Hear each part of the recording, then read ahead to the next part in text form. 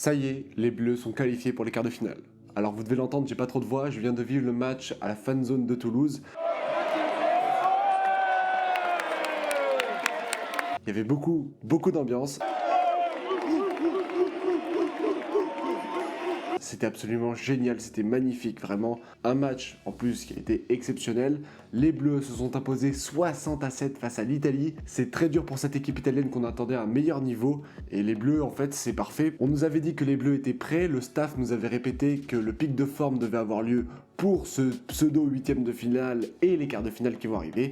Et c'est ce qu'on a eu, et les Bleus étaient au rendez-vous. 8 essais à 1, il a fallu 2 minutes 30 pour comprendre que les Bleus allaient gagner ce match. Et pour ceux qui étaient inquiets, il y avait des traumatismes avec le 15 de France entre 2013 et 2019. Et là, en fait, les Bleus nous ont vraiment rassurés. Ça faisait plaisir à voir, et on va voir tout ça en détail. Quelques stats en vrac, les Bleus ont subi seulement 6 pénalités concédées. Honnêtement, c'est très peu au niveau international. Ils se sont bien améliorés après l'Uruguay. La Namibie, il y avait 4 pénalités de mémoire, et il y en avait 4 aussi face All Black, 6, 4, 4 et je crois qu'il y en avait 16 face à l'Uruguay. Honnêtement, c'est du très haut niveau que nous propose les 15 de France et c'est tout à leur avantage. Ensuite, deuxième aspect positif, les plaquages. On a vu une défense du 15 de France absolument clinique. 87% de plaquages réussis, c'est vraiment très bien. On a vu Sean Edwards, l'entraîneur de la défense, être très content des Bleus, notamment sur les grattages de Danty, d'Aldrit.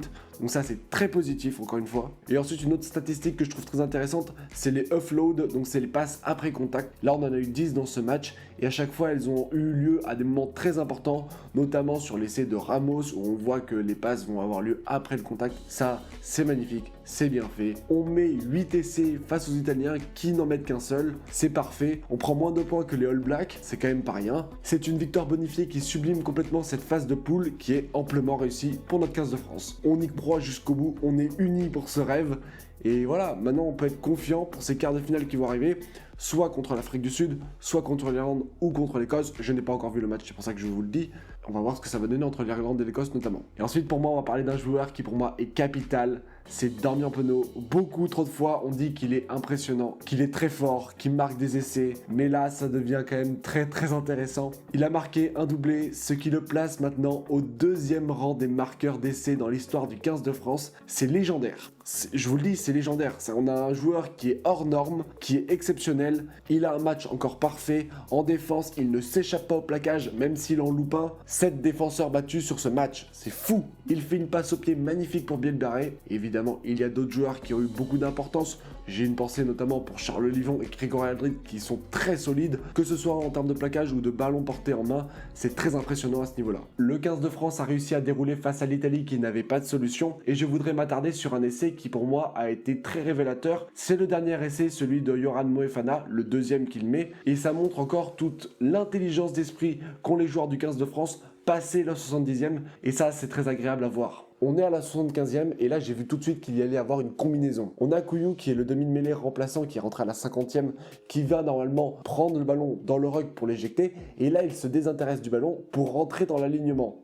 C'est Wardy qui se met en poste de demi-mêlée, qui fait le geste à Cross et à Woki de se replacer très rapidement au soutien de Grégory Aldrit. Et en fait, c'est ultra intelligent puisque les Italiens sont resserrés auprès de ce paquet d'avant qui va arriver normalement, puisque Grégory Aldrit, il faut quand même l'arrêter, surtout quand on a deux qui poussent derrière comme Cross et Woki. Et un peu plus loin, vous avez Danty, donc en fait, il y a du monde devant les Français. Et là, ce qui se passe, Grégory Aldrit va faire une passe dans le dos, va fixer les défenseurs, donc les Italiens se resserrent petit à petit. Couillou reçoit la balle, il va passer pour Jalibert, et Danty va avoir une course très importante, celui de venir fixer les derniers défenseurs. Et ensuite, on a une situation qui est magnifique, où on va avoir un 5 contre 2. À ce moment-là, on a Bill Biarré derrière Jalibert et on a Jaminet derrière Moefana. Et un peu plus loin, on a encore Darmian Penaud. Ça va trop vite pour les Italiens. Jaminet a le choix de passer soit dans le dos, soit d'aller jouer sur Moefana. Il fait le choix de jouer sur Moefana qui va aller marquer tranquillement l'essai. Il aurait pu évidemment passer la balle à Jaminet et aller au bout du surnombre s'il y avait eu un meilleur plaquage, etc.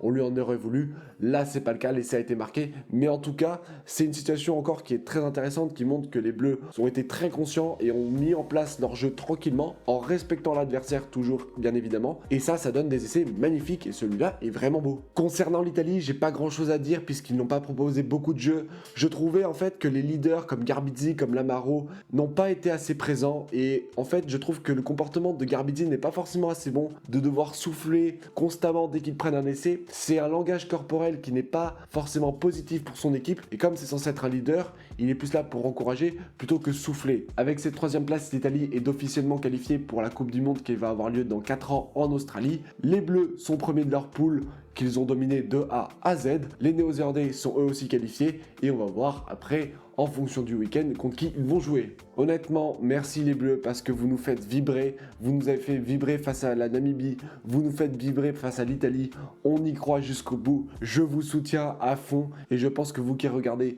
vous aussi vous soutenez les Bleus. Voilà, je vous attends en commentaire pour débriefer plus en détail, je vous répondrai bien sûr avec attention, j'essaierai de le faire. Là j'avoue que j'ai peut-être pas forcément détaillé beaucoup plus sur ce débrief, il n'empêche, j'essaie d'être régulier dans les vidéos, ce n'est pas mon activité première, ce n'est pas mon activité principale, mais on fait au mieux et il y a des vidéos plus importantes qui vont arriver par la suite. Allez sur ce, portez-vous bien et n'oubliez pas, allez les Bleus!